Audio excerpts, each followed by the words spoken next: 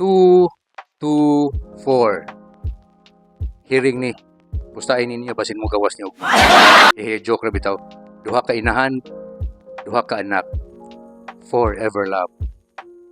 Kinsay nagtukmod aning duha ka mami nga kuhaan nila insurance plan ng ilang anak. Ato ning paminawon.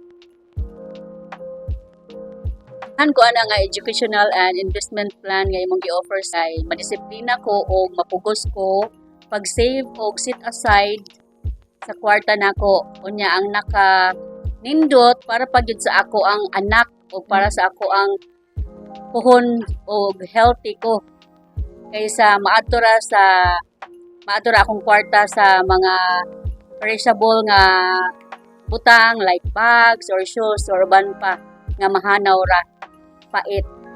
Diri na lang ko makakita pa ko sa ako ang investment, savings puhon o emergency na pa ko'y magamit.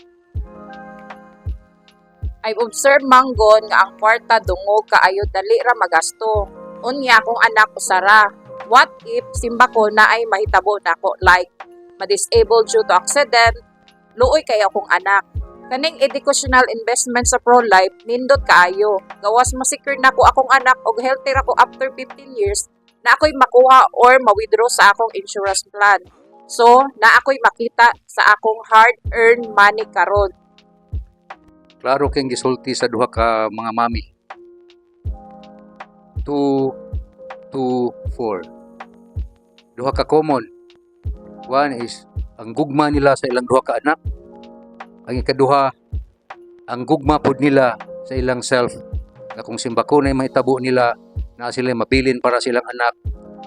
Pero kung healthy sila, naapod sila makita sa ilang hard-earned money.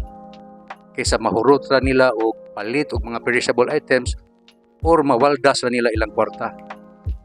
So, kamong mga mami or mga daddy diha, timan 2, 2, 4 para sa inyong anak o para sa inyong kaugalingon. So, kung naamoy mga pangutana, chat lang din kaya ako rang tubagon. Naidaghang life insurance agent sa inyong palibot. Talk to them. Or kung wa mo'y kaila, mga mami and mga daddy, see you. Magkita ta. Thank you.